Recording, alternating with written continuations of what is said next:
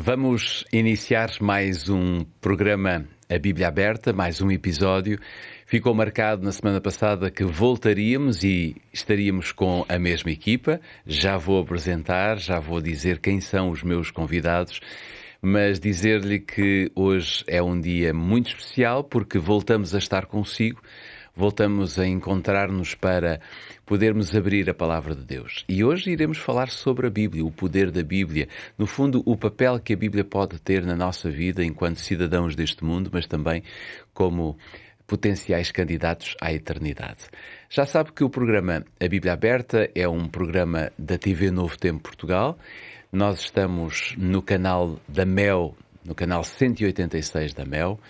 E lá encontra este e muitos outros programas que lhe transmitem fé e esperança em Jesus. Portanto, se é ou se tem a operadora MEL em sua casa, já sabe, o canal 186 é o canal mais importante que você deverá ter na sua lista para poder ver e estar um pouco connosco.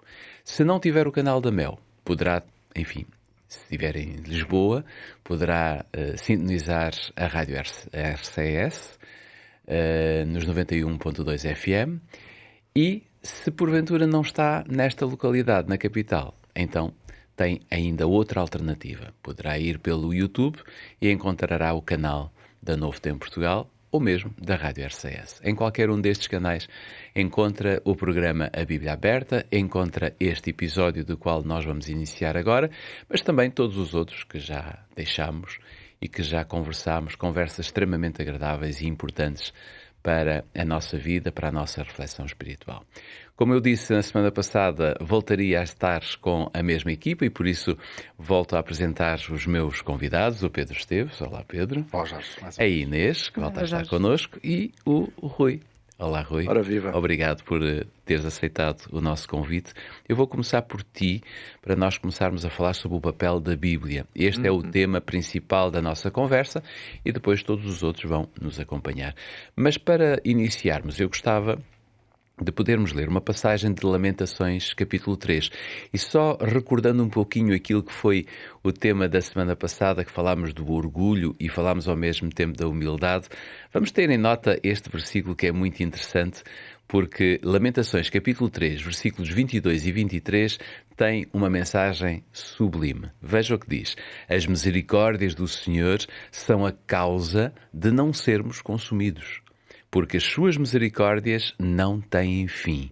Novas são cada manhã e grande é a tua fidelidade. Rui, vamos começar por aqui, por esta grande verdade, digamos assim. De que forma é que este texto pode fundamentar a nossa confiança na palavra de Deus como fonte constante da nossa esperança e ao mesmo tempo da nossa renovação espiritual? A Bíblia, enquanto obra literária, e vamos analisá-la apenas agora só sobre essa perspectiva. É verdade, todos nós que estamos aqui somos homens e mulheres de fé, não é? Mas gostaria de analisá-la apenas numa perspectiva literária. A Bíblia é um livro surpreendente. Tem características, poderíamos dizer, ou únicas ou quase únicas. Por exemplo, a Bíblia levou cerca de 1600 anos a ser escrita. Isto quer dizer que 16 séculos é quase duas vezes a história de Portugal. Imaginem, um texto que começou a ser escrito por volta do ano 1560 a.C. Acreditamos nós que o primeiro texto a ser escrito terá sido o livro de Jó, autoria de Moisés, e o último terá sido escrito mais ou menos ali em torno do ano 100 depois de Cristo por João, o livro do Apocalipse. Ou seja, a Bíblia não é propriamente um livro, mas um conjunto de livros. Exatamente, é uma compilação de textos de valor religioso, de valor moral, surpreendentes. Depois a Bíblia é escrita por cerca de 40 autores diferentes, não é? Humanos que foram, acreditamos nós, inspirados pelo Espírito Santo, que foi o grande editor da Bíblia, não é? Em 3 línguas diferentes, hebraico, aramaico, depois o Novo Testamento em grego, que é um grego, diríamos assim, mais popular, chamado de koiné. E agora então o que acontece? Este texto, ele tem um conjunto de características. Desde o primeiro livro que foi escrito, teria sido provavelmente o livro de Jó, mas que não é o primeiro que nos aparece na compilação que nós temos. primeiro é o livro de Gênesis até Apocalipse, nós percebemos que existe uma coerência muito grande entre o texto, o primeiro e o último texto da Bíblia. Inclusive, isto aqui até nos leva a uma consideração interessante. Muitas vezes, pessoas nos nossos tempos têm uma grande curiosidade por estudar livros como Apocalipse, só que quem não tem uma experiência com a Bíblia, muitas vezes acaba por ter uma relação frustrante com o livro de Apocalipse, porque nós não podemos esquecer que cerca de 60% do livro de Apocalipse são referências ao Antigo Testamento, referências em forma de histórias, expressões, ideias construídas ao longo da Bíblia e que vão de alguma forma ser compactadas no Apocalipse, para que depois todas estas ideias possam de alguma forma construir a revelação do livro, mas que são trazidas, são links que nos reportam, portanto, ao Antigo Testamento, às suas histórias, às suas frases famosas. Isto tudo para dizer o quê? A Bíblia, de facto, é surpreendente e, por mais que alguém não acredite na sua autenticidade enquanto documento revelador de quem Deus é um livro absolutamente incrível, porque, por exemplo, nós vemos a coerência literária que existe desde o Gênesis até o Apocalipse. Depois vemos que, arqueologicamente, a Bíblia também, ela está, diríamos assim, muito bem demonstrada, que todas as críticas ou todas as considerações que foram feitas em relação à Bíblia, de que ela poderia não ser autêntica ou que poderia ser uma fraude, tudo isso a arqueologia tem demonstrado ao longo dos últimos 2 séculos, pelo menos, que todas as suas afirmações são historicamente verdadeiras. Não é?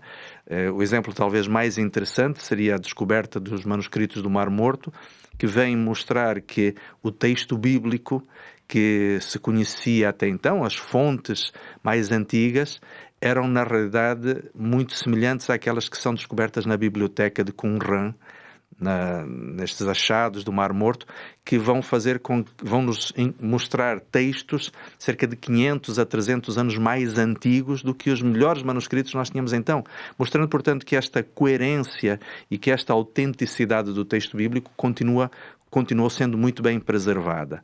Depois, ainda um outro aspecto que é surpreendente na Bíblia é a preciosidade e a precisão das suas profecias. Que se cumpriram todas de forma clara, de maneira correta, dentro dos padrões históricos, conforme foram apresentadas na Bíblia. E isto, diríamos assim, só faz sentido também para quem tem uma abordagem à profecia do método historicista, onde nós estudamos as profecias dentro do seu cumprimento histórico ao longo dos tempos, ao longo dos séculos. E, por fim, talvez o argumento mais espiritual a favor da autenticidade da Bíblia é a capacidade que este livro tem de transformar vidas. Milhões de pessoas... fonte de vida, não é? Exatamente. Milhões de seres humanos na superfície deste planeta, hoje, fazem da Bíblia a sua bússola moral. E estas pessoas têm efeitos e benefícios reais da leitura da Bíblia. Por isso, quando olhamos para esta afirmação que Jeremias faz a respeito do Senhor, de que a misericórdia do Senhor é a causa de não sermos consumidos, não é? E elas se renovam, as misericórdias do Senhor se renovam a cada manhã. É exatamente isto. É um ser transcendente, o Criador do Universo, que, sentindo a necessidade de se comunicar com as criaturas humanas que existem nesta terra, encontrou o meio de o fazer por meio justamente da revelação que nós conhecemos como Bíblia, como Escritura. E esta é talvez uma das mais surpreendentes manifestações da misericórdia de Deus. Um Deus que quer se comunicar conosco. E é muito interessante que podemos até pensar que a Bíblia pode estar desatualizada, ou não é para o nosso tempo, ou foi para um tempo de outras pessoas, mas aqueles que experimentam a Bíblia são renovados cada manhã. Esta é a passagem que nós conseguimos ter. E por isso é que nós precisamos agora talvez de olhar um bocadinho para este livro, ou para este conjunto de livros, vendo no fundo a autoridade e a finalidade com que ele foi nos oferecido e Porquê que Deus nos deixou as Sagradas Escrituras? Para isso, eu gostava de lançar-vos o desafio de nós podermos ler 2 Timóteo, capítulo 3, versículos 15 a 17. Diz que desde a tua meninice sabes as Sagradas Letras, que podem fazer-te sábio para a salvação, pela fé que há em Cristo Jesus. Ora, toda a Escritura é divinamente inspirada, proveitosa para ensinar, para repreender, para corrigir, para instruir em justiça, para que o homem de Deus seja perfeito e perfeitamente instruído em toda a boa obra. Inês, que funções essenciais da Bíblia Paulo está aqui a apresentar e a falar para o seu discípulo Timóteo, que podem, de alguma forma, apresentar a formação doutrinária e espiritual de cada um de nós como crentes? Paulo está a dizer que a Bíblia tem tudo aquilo que nós precisamos. É um livro completo. É um livro completo. Porque poderíamos querer ir procurar noutro lugar ou achar que precisaríamos de outras informações. Paulo está a dizer, Timóteo, tudo aquilo que tu precisas para a tua vida pessoal, para a tua vida como missionário de Deus, está aqui. E é aqui que tu vais poder encontrar. Ele vai nomear aqui alguns pontos. Ele diz que a Bíblia vai nos conduz à salvação, não é? Porque vai nos conduzir a Jesus. E a Bíblia vai revelar este caminho, como é que nós podemos caminhar até Cristo, e sendo Cristo o centro da nossa fé.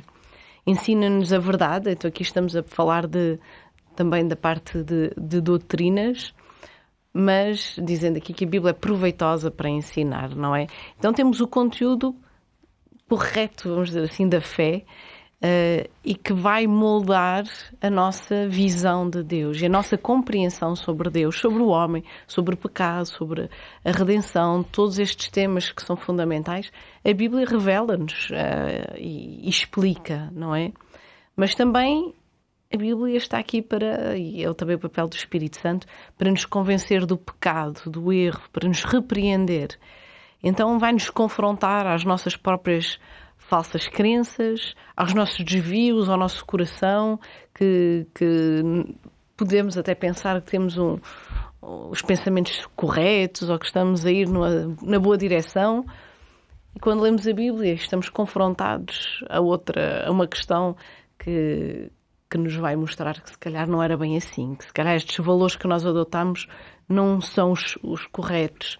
E é aqui que entramos como um espelho, a Bíblia que nos revela quem nós somos, e então a ideia de Deus, ao nos convencer do mal e do nosso erro, é também de nos corrigir. E esta correção passa sobretudo pela restauração.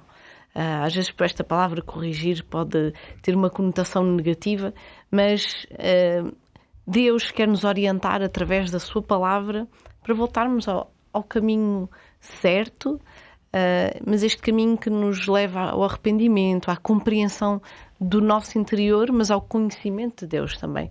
Porque quando compreendemos quem Deus é aí que nós também vamos poder receber todo este arrependimento e transformação. Depois diz também instruir em justiça.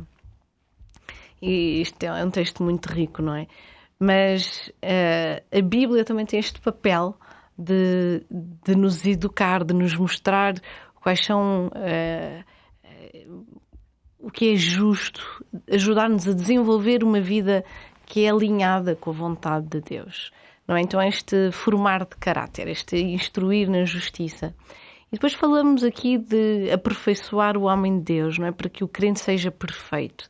E se calhar podíamos refletir no que é que significa esta perfeição, porque às vezes ao compreendermos mal esta palavra perfeição, que muitas vezes é utilizada na Bíblia, podemos estar nós a tentar ir atrás de uma perfeição, e ainda na semana passada falávamos disso, em que as nossas próprias obras nos salvam, porque queremos atingir um certo patamar de sermos justiça capazes, própria. Exatamente, termos uma justiça própria para dizermos, ok, agora já sou perfeito.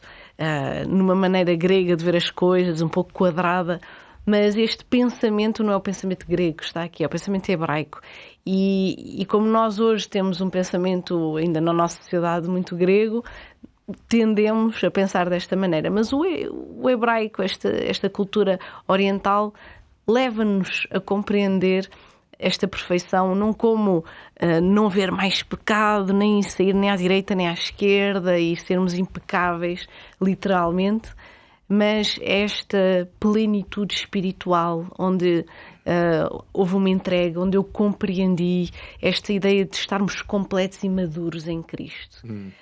Porque João, por exemplo, na sua epístola vai dizer: eu escrevo-vos para que não pequeis, mas se alguém pecar, há um advogado, não é? Jesus Cristo. O objetivo é sempre que nós não pequemos, porque o pecado afasta-nos de Deus e corta esta relação.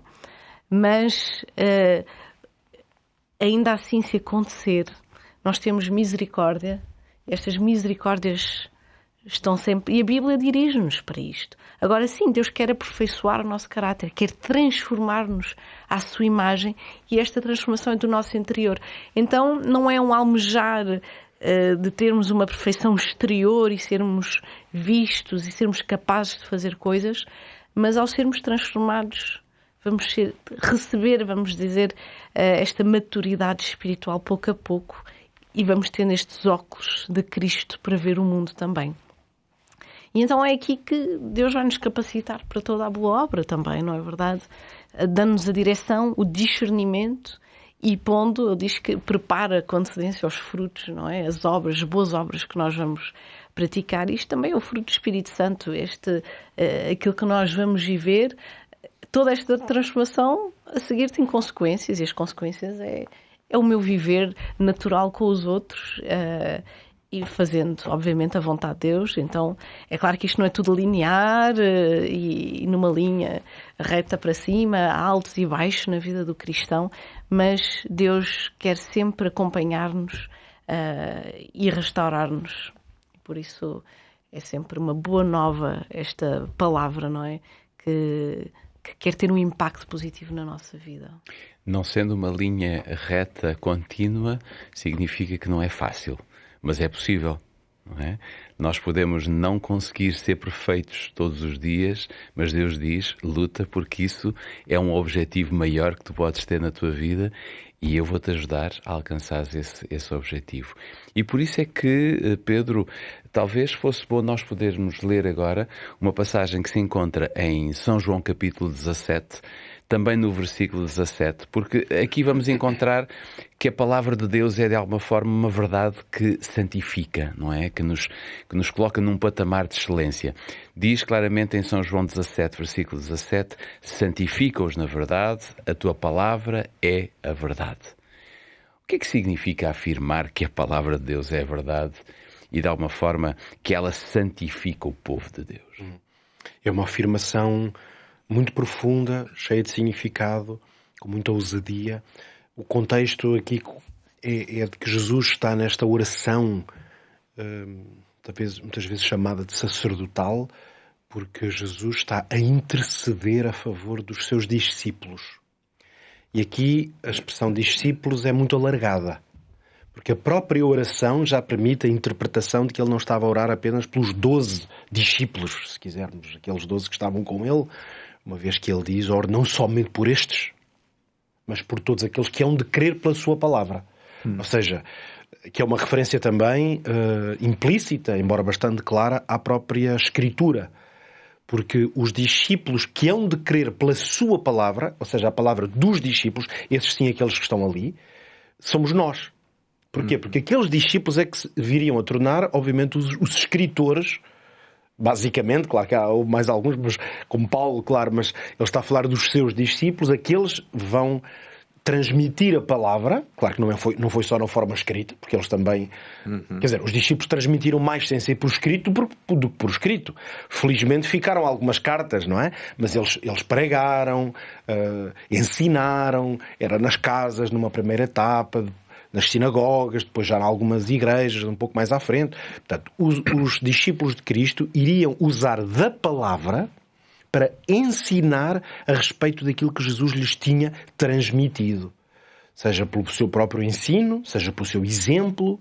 Então os discípulos absorveram esse conjunto de conhecimento muito cristocêntrico, claro, muito centrado no exemplo, no ensino, na prática de Jesus. Depois também, obviamente, com aquilo que o Espírito Santo lhes veio a revelar, em alguns casos até profeticamente, João será o exemplo mais claro, que vem a escrever um extraordinário livro profético, mas mesmo outros discípulos, como Pedro ou Paulo, o Tiago tem, mas talvez até mais Pedro, Paulo, têm nas suas cartas dimensão profética, revelam coisas sobre o futuro, sobre o que vai acontecer, tiveram visões. Ou seja, estes homens viriam a ser usados pelo Espírito para transmitirem, solidificarem um ensino que seria extremamente importante para o amadurecimento e o crescimento de quem? De todos os discípulos em todo o tempo. Ora, eu estou aqui a dar este contexto porque ele nos ajuda a perceber um pouco como é que foi esta passagem de Cristo e do seu ensino para depois isto se fixar num conhecimento que em grande parte se fixou na forma escrita, no que nós conhecemos como o Novo Testamento, no caso deles. Mas, obviamente, que outra das fontes desse conhecimento que eles escreveram, eu já falei de duas, que foi Jesus, todo o seu ensino e a revelação do Espírito, mas muito do seu conhecimento foi de tudo o que eles conheciam das Escrituras, como eles normalmente se referiam, e aí é uma referência direta ao que nós chamamos o Antigo Testamento. Portanto, desta múltipla fonte de inspiração, os discípulos vieram a forjar um conhecimento teológico, prático, que é o conhecimento cristão, é a base do Evangelho e da teologia cristã.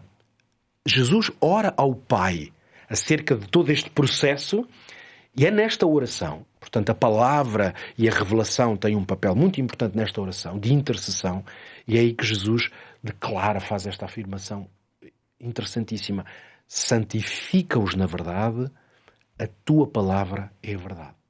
Algumas implicações desta afirmação.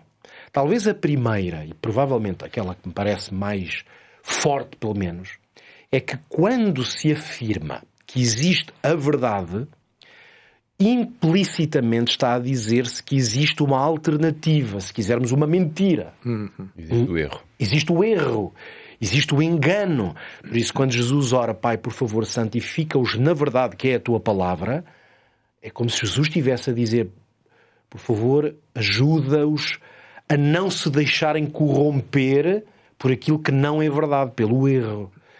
Automaticamente isso significa que se a verdade santifica, o que é que faz o erro? O que é que nós poderíamos considerar como alternativa à santificação? Corrompe. Mortifica. Mortifica. Corrompe. É. Destruição, porque o tornar santo é tornar mais próximo de Deus. Porque ele é que é santo. Portanto, se a verdade santifica, significa que a verdade aproxima de Deus.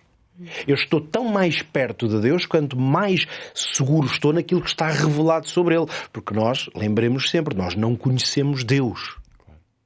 Nós não temos acesso, se quisermos, a Deus, à pessoa de Deus, nós temos acesso ao que está revelado sobre Deus, que são duas coisas diferentes.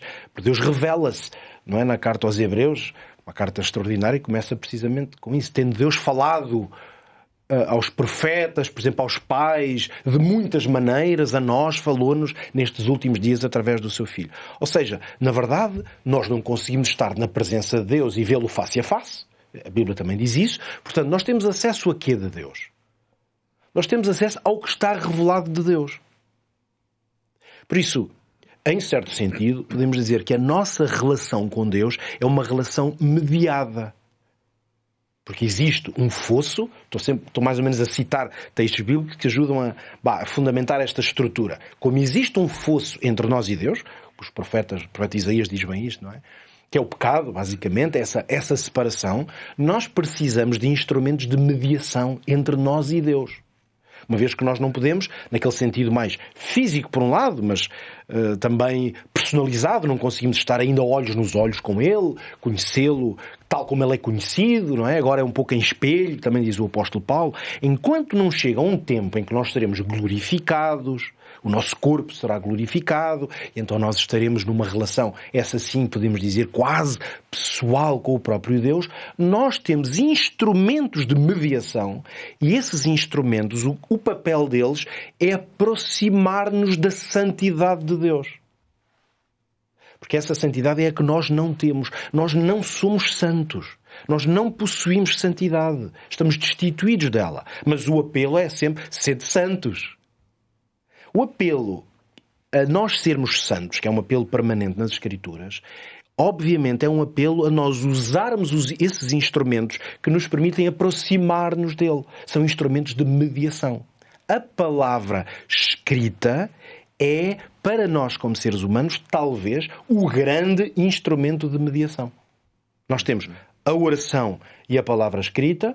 Nós ainda vamos, ao longo desta temporada, falar de algum destes temas, nomeadamente a oração.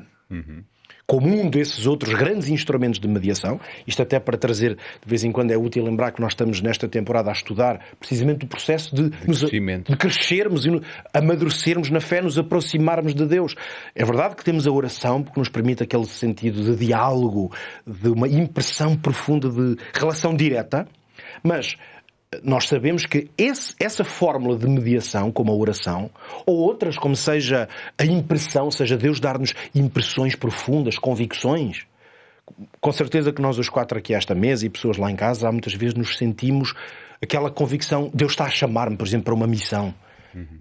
Sinto que Deus quer que eu vá para ali, às vezes até fisicamente, ir para um país ou para outro. Muitos de nós aqui já vivemos em países diferentes.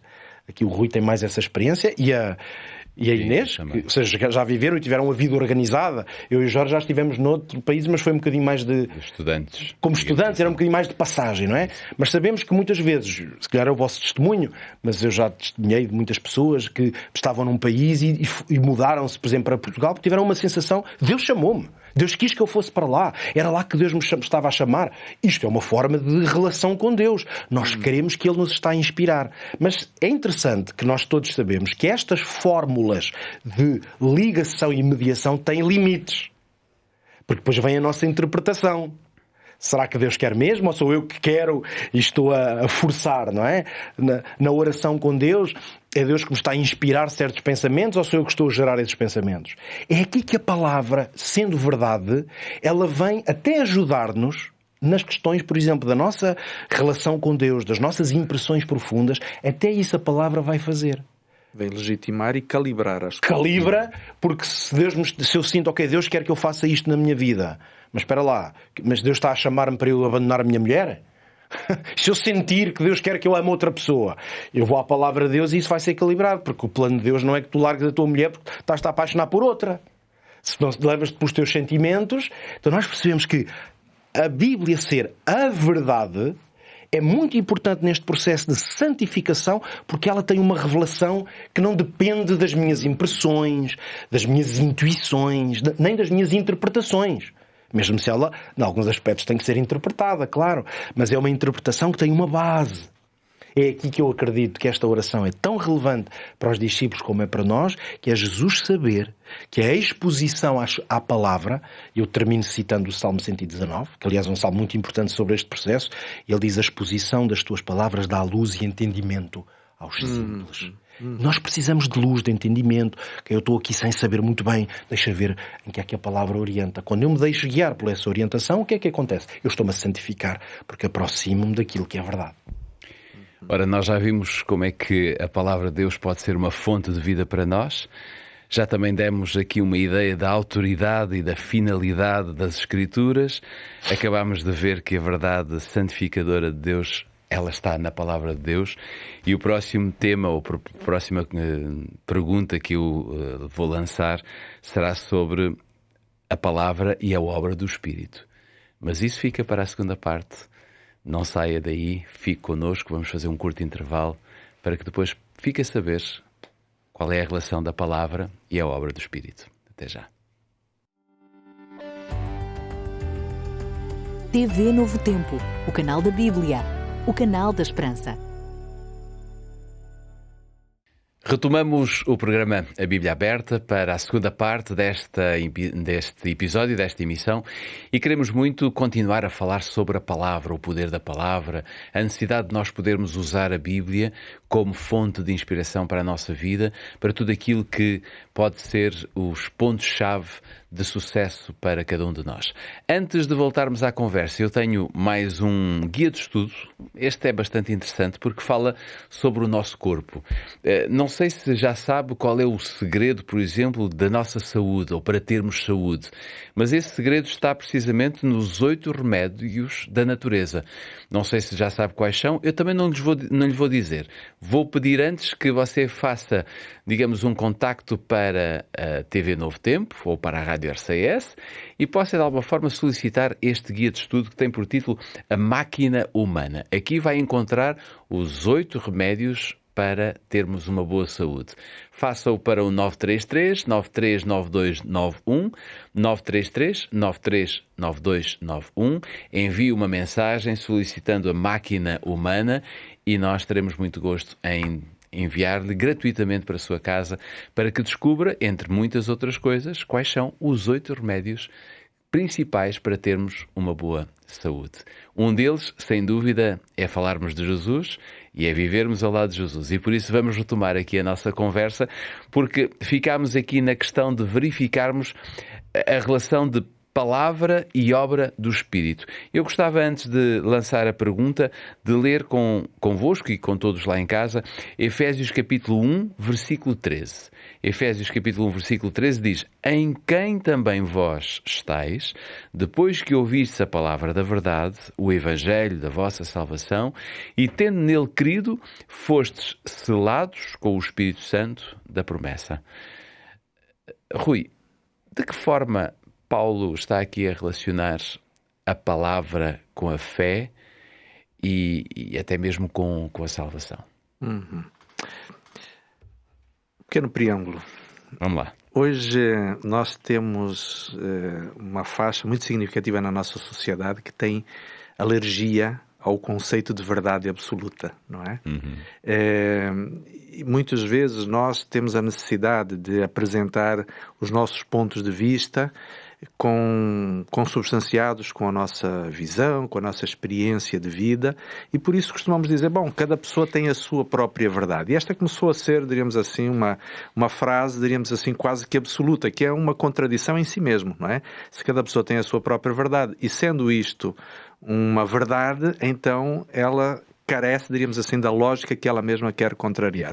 E até mesmo sabermos o que é a verdade, não é? Se cada um tem a sua. Mas não estamos aqui, diríamos assim, para fazer nenhum contorcionismo mental, é apenas para percebermos como, por exemplo, no bloco anterior o Pedro, por exemplo, dizia, e muito bem, que se nós queremos encontrar um lugar onde a verdade ela aparece na sua forma mais pura e autêntica, é efetivamente na Bíblia, não é? Mas também percebemos aqui um outro aspecto interessante, recorrendo também aos escritos do apóstolo Pedro, que a experiência que Deus quer ter conosco, e ele dilo em Romanos capítulo 12, no verso 1, Deus nos pede que lhe apresentemos um culto racional, um sacrifício vivo, mas um culto racional. O que quer dizer basicamente isto é que Deus nos fez inteligentes e nos dotou de uma mente, de um cérebro funcional, altamente capaz, não é? Talvez a máquina mais surpreendente que existe no universo, mas Ele o fez para que nós pudéssemos usar justamente estas capacidades cognitivas que Deus nos deu para nos podermos relacionar com Ele de uma maneira racional, de uma forma inteligível, usando padrões lógicos, porque Deus é lógico. Não fosse assim, Ele teria criado um universo caótico, não é? Mas o que é que isto nos leva? Então, se a palavra de Deus é a verdade, ou seja, se ela se baseia em dados concretos, em informações factuais, então a Bíblia também nos diz aqui, nas palavras do apóstolo Paulo em Efésios, que esta palavra da verdade ela está em conexão com o Evangelho da salvação. Então a verdade aqui que importa é que existe um Deus que nos quer salvar. E se este Deus nos quer salvar, vivendo nós numa realidade que é uma realidade de sofrimento, de pecado, de egoísmo, uma realidade onde as pessoas ficam doentes e morrem, onde existem guerras, onde existe sofrimento, onde existem pessoas que fazem mal umas às outras e que causam com isso sofrimento, tristeza e angústia. E estando o nosso mundo tão cheio de infelicidade, a pergunta é então como podemos nos salvar de toda esta realidade que de alguma forma nós criamos por termos desobedecido ao plano que Deus tinha originalmente para nós? Aí entra a questão da fé, a questão do aceitar, do acreditar. Porque a realidade em que nós vivemos, e como já foi dito aqui e também no episódio anterior, a realidade é que o mundo, as pessoas hoje são egoístas, são mesquinhas umas com as outras, cada um preocupa-se demasiado consigo mesmo, mas a verdade é que aquilo que Deus nos apresenta é algo diferente. E se o modelo no qual o ser humano tem vivido por milénios não deu certo, não nos levou a uma felicidade, a uma condição superior, então nós precisamos experimentar algo diferente. E é isto que a Bíblia nos mostra. É esta realidade, é esta verdade que a Bíblia nos apresenta. Mas porque nós não temos um padrão, uma referência anterior que nos mostre como é viver de acordo com o modelo que Deus tem para nós precisamos aceitá-lo pela fé. Até porque, como também há pouquinho o Pedro estava a dizer, nós não temos justiça ou santidade próprias. Precisamos adquirir esta proximidade com Deus para podermos entender, de fato, como o modelo que Deus tem para nós é, sem dúvida, o melhor. E é nesse sentido que Palavra da Verdade e Evangelho da Salvação são a mesma ideia, representam, portanto, a mesma realidade, mas que ela só pode ser aceita pela fé, pela confiança neste Deus. Não querendo com isso dizer que a fé seja um exercício de superstição ou de irracionalidade, porque a fé também é racional. Claro. Tu ainda há pouco usavas um termo que eu acho interessante, nem sempre é usado para exprimir a função do Espírito Santo, mas ainda há pouco tu dizias que o Espírito Santo foi o editor, digamos assim, de toda a Bíblia, não é? E aqui Paulo diz uma frase muito interessante, que somos selados com o Espírito Santo da promessa. Ou seja, somos selados pelo editor da própria Bíblia, não é? Exatamente. E esta é uma das razões pelas quais muitos cristãos têm este excelente hábito, que é de, ao abrirem a palavra de Deus, previamente fazerem uma oração pedindo a orientação do Espírito Santo, porque não faz muito sentido nós estudarmos a palavra sem buscarmos a orientação do seu autor intelectual, que é o Espírito Santo. Isso mesmo. Há uma passagem na Bíblia que é das passagens que eu mais gosto. Não quer dizer que seja a única, enfim, não há uma ordem, digamos assim, uma prioridade, mas esta eu encanto-me com ela, que está no Salmo 119, versículo 11. Não sei se vocês sabem de cor ou não vou fazer esse exercício convosco. Já agora uma curiosidade, o Pedro há uns anos atrás fez uma música que os nossos jovens ainda hoje cantam, inspirados justamente neste verso. Com este verso, exatamente. Portanto, se os nossos telespectadores e mesmo os ouvintes da rádio quiserem saber qual é essa música, é fácil. Ela tem por título Tua Palavra. Tua Palavra, exatamente. Porquê? No Salmo 119, versículo 11, diz: escondi a Tua Palavra no meu coração para eu não pecar contra ti. E basicamente todo este verso, este versículo, se quisermos, está na letra da música. Inês, não é para o Pedro que eu vou fazer a pergunta, é para ti, Inês. Qual a ligação que nós podemos ver neste salmo entre a interiorização da palavra de Deus e ao mesmo tempo a luta que muitas vezes temos contra o pecado? Sim, o Salmo 119, este versículo 11, estabelece uma ligação direta e preventiva entre a interiorização da palavra de Deus e a luta, não é? Contra o pecado. Quando o salmista diz escondi a tua palavra no meu coração, ele não está a falar só de conhecimento que ele está a adquirir, agora ele sabe mais coisas de maneira intelectual, mas é algo mais profundo. Esta palavra está a moldar os seus pensamentos, os seus valores, os seus desejos e decisões, não é? Eu gosto muito desta palavra esconder, porque nós escondemos o que é precioso. E quando escondemos no nosso coração, é porque não queremos que nos seja retirado. E então ele diz isto: eu escondi, ele não quer que lhe seja tirada esta palavra, porque é demasiado preciosa. Ele quer que esta palavra o habite, que o transforme, e ter aqui a mente conectada ao alto. Então nós vemos que a vitória contra o pecado não começa num comportamento exterior, mas neste coração transformado pela palavra de Deus. E esta palavra torna-se num guia para a vida diária, não é? É um guia constante. E Deus vai agir através desta palavra em nós. Então, quando a palavra habita o coração, nós passamos a ter uma consciência orientada pela vontade de Deus, temos discernimento que nos é dado de Deus, o nosso coração está guardado, nós sabemos que o nosso coração é enganoso, mais do que todas as coisas, mas quando está entregue nas mãos de Deus, Deus toma conta também de uma maneira especial. E acabamos então também por seguir um caminho de obediência, porque isto é a chave também do cristão. Nós não podemos simplesmente dizer sim, eu quero receber esta palavra, é verdade, como falávamos há pouco, mas não obedeço só aquilo que me apetece. Esta parte não me está a apetecer muito porque não me corresponde. Isto não pode existir. Quando eu me entrego a Deus e confio na palavra de Deus, eu confio em tudo o que está escrito, porque tudo foi inspirado, como nós também já vimos, não é? Então, quando nós decidimos obedecer e alinhar-nos com esta palavra, a nossa resistência ao pecado também se fortalece. Não porque eu tenha recebido de mim mesma uma força especial, mas porque Deus me fortalece e me dá toda esta força que eu preciso para reagir à tentação, não é? Nós vemos que o autor deste salmo tem uma intenção, que é de não pecar. Ele não quer fazer o mal, ele quer ficar perto de Deus. E eu acho que de maneira concreta, se calhar podia ser uma questão que nos podíamos estar a colocar, como é que podíamos esconder então a palavra de Deus no nosso coração? Eu acho que há várias maneiras, óbvio. Poderíamos até falar de memorização de textos bíblicos, também do estudo da Bíblia. E estudar a Bíblia não é ler a Bíblia como quem lê um romance, não é? Porque precisamos tirar também o sumo daquilo que Deus nos quer transmitir.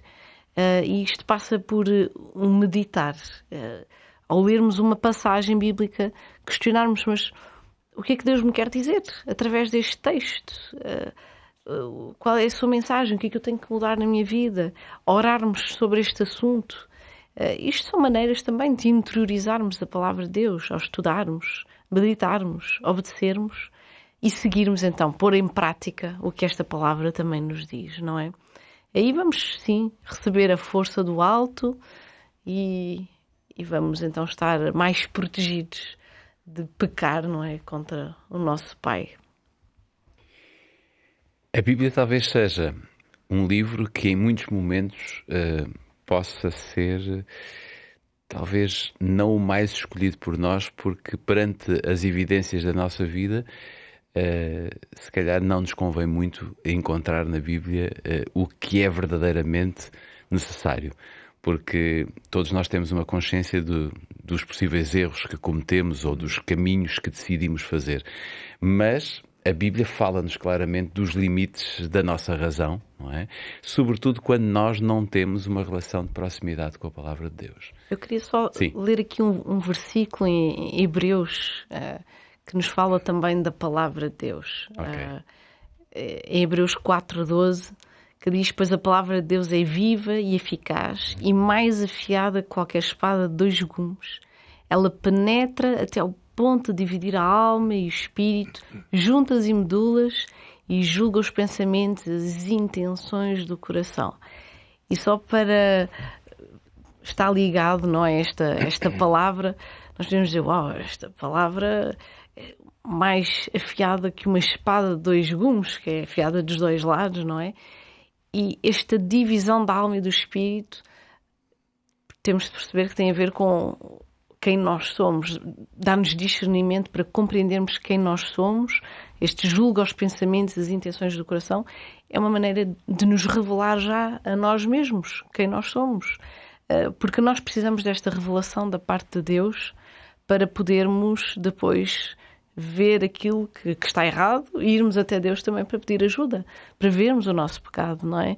Porque se não formos até Deus, depois às vezes nem vemos o nosso pecado. Há pessoas que dizem, eu não fiz nada, eu estou bem, eu não matei ninguém, eu sou uma... Então é aqui que a palavra de Deus pode vir até nós, e se nós permitirmos que a palavra de Deus penetre aqui no nosso coração, Deus vai nos revelar tudo o que não está bem, e acho que vamos deixar de dizer, mas eu não fiz nada de mal, não preciso de nada. Por isso é que a metáfora do espelho aplica-se muito bem à Bíblia. A palavra, como um todo, muitas vezes usamos-la mais para a lei, aquela ideia de que a lei funciona como um espelho, não é? Essa metáfora é muito necessária, mas na verdade a palavra de Deus tem essa ação de espelho, que eu olho-me e digo, eu pensava que não tinha nada na cara e estou cheio de ciscos e estou todo sujo. E essa confrontação com a verdade sobre mim é muito importante, e a Bíblia é extraordinária para fazer isso. Ela faz isso não é só através de leis e mandamentos. Eu olho para a vida de um homem como Davi e vejo tantas falhas que ele comete, e eu se calhar digo, sou exatamente como este tipo. Mas vejo como é que Deus o abençoou e lhe deu soluções, e então eu digo, ok, Deus também vai conseguir salvar a mim se salvou este desgraçado, não é?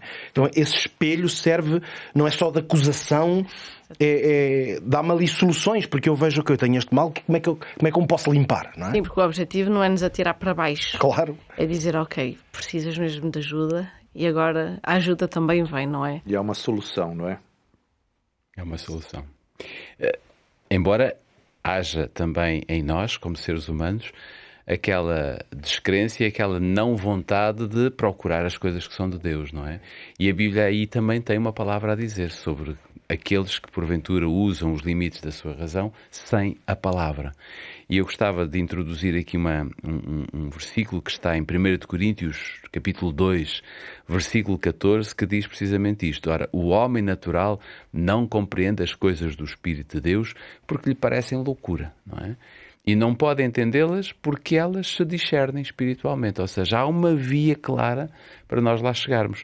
Nós estamos na reta final, mas eu gostava que o Pedro ainda pudesse nos mostrar as implicações que este texto pode apresentar, sobretudo para a interpretação das Escrituras que procuramos e precisamos ter. Sem dúvida, nós queremos interpretar bem as Escrituras, porque se ela faz todas estas coisas, tem este potencial que nós temos estado aqui a analisar juntos, é evidente que nós queremos saber ler, saber interpretar. E há alguns critérios, alguns princípios para isso ser feito. Podemos dizer que estas palavras do apóstolo Paulo apresentam um desses critérios, que podemos aqui explorar com um pouco mais de detalhe, esta ideia de que as coisas espirituais discernem-se espiritualmente. Este é um princípio que obviamente se aplica muito ao estudo e à compreensão da palavra de Deus. Porque uma vez que a Bíblia é uma revelação dada na forma escrita, significa que a sua compreensão, ela obviamente segue um conjunto de regras que são aquelas que nós precisamos de aplicar para conseguir interpretar um texto escrito. Nós aprendemos isso na escola desde miúdos, quando estudamos a literatura portuguesa, no nosso caso, ou qualquer outra literatura, as regras gramaticais, os diversos recursos estilísticos. Ou seja, há regras que, obviamente, elas são naturais, derivam do tipo da metodologia que está a ser usada. É por isso que nós sabemos, é tão válido para a Bíblia, curiosamente, como para qualquer outro escrito. Estou só a fazer esta primeira parte para depois ir ao que me importa mais, obviamente, que é o que está o foco do texto. Mas é evidente que quando eu estudo um texto que é poético, que assumida, reconhecidamente, tem uma natureza poética, como há muitos nas Escrituras, nós já sabemos que o poeta usa, por exemplo, recursos estilísticos que o narrador histórico não utiliza. Porque, ao contrário, o narrador histórico quer fugir de tudo o que são metáforas, analogias, isto é como aquilo, porque senão vai-me confundir, não é? Embora às vezes no relato histórico há algumas analogias que, não é, que geram logo um pouco de confusão. Estava-me a lembrar agora, aqui na hora, o texto, não é, quando nos conta sobre a ida dos espias à terra de Canaã, e que depois os primeiros, quando vão os 12, onde está Josué e Caleb, não é, quando eles vêm, os outros 10 dizem que os homens são tão grandes que nós parecemos gafanhotos aos seus próprios olhos. Aos nossos olhos, diante deles, ou aos olhos deles, parecemos gafanhotos.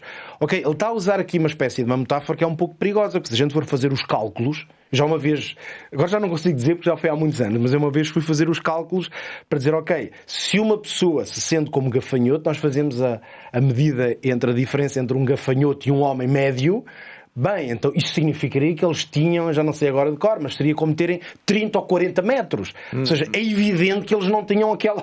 Há uma hipérbole. É uma hipérbole que está a ser usada. Exagero, não é? É um total exagero. Quando o discurso é histórico, está a contar uma história, nós percebemos logo, mas será que eles eram mesmo assim tão grandes? Ou se for num poema e disser o meu amor por ti é como daqui ao sol, é irrelevante qual é a distância daqui ao sol. Porque como eu sei que a natureza daquela frase é hiperbolizar o sentimento, e eu até digo, ok, quer dizer que é gigantesco. Então nós percebemos que as regras humanas, neste caso as regras para se utilizar na leitura de um texto, elas são obviamente muito importantes e nós também as utilizamos. E são indispensáveis para a leitura do texto. Agora, o centro do texto bíblico não está na sua dimensão literária. Não é o centro do texto. E é isso que, no fundo, o apóstolo Paulo aqui nos introduz quando diz que há coisas que vão parecer loucura, lá está, ao leitor natural, porque elas só se podem entender de forma espiritual. Neste sentido, a compreensão plena da Escritura, ela requer uma capacidade espiritual que só se consegue obter através de quê? Para responder a isso, eu acho que seria útil lermos 2 textos bíblicos. 2 de Pedro 1:21, que diz: a profecia nunca foi produzida por vontade de homem algum, mas os homens santos de Deus falaram, inspirados pelo Espírito Santo. Ora, se a profecia não foi produzida por vontade de homens, portanto não foram eles que quiseram, nem foi um mero exercício, lá está, intelectual ou académico ou até de entretenimento, de escrever, foi uma coisa que lhe foi imposta pelo Espírito de Deus, significa o quê? Que a interpretação daquele texto, o leitor precisa do mesmo Espírito, porque ele lhe está acessível. Talvez por isso, Jesus, quando deixou, aliás, várias promessas aos discípulos sobre o Espírito Santo, portanto há uma conexão aqui entre estes 2 textos clara, Jesus disse, quando vier aquele Espírito de verdade, ele vos guiará a toda a verdade. O que quer dizer que Jesus está, no fundo, a dizer que há um conjunto de verdades, até podíamos dizer de profundidade, por exemplo, sobre o que Jesus ensinou. Jesus está, no fundo, a dizer que eu estou aqui a dizer-vos coisas, vocês não vão conseguir entendê-las de forma completa agora. Mas quando o Espírito Santo vos iluminar, vos trouxer aquilo que ele traz, maturidade, por exemplo, discernimento, vos mostrar também as vossas falhas, porque o Espírito Santo também tem essa obra de espelho que falávamos que a Bíblia tem, claro, porque se o Espírito inspirou a palavra vai conter essas características do Espírito. Nós sabemos que o Espírito é que convence da verdade, da justiça, do juízo, convence-nos. Então todas essas coisas se obtêm através do Espírito Santo. Por isso é que a interpretação da Bíblia, mesmo sendo uma obra escrita, literária, ela não é um exercício essencialmente intelectual.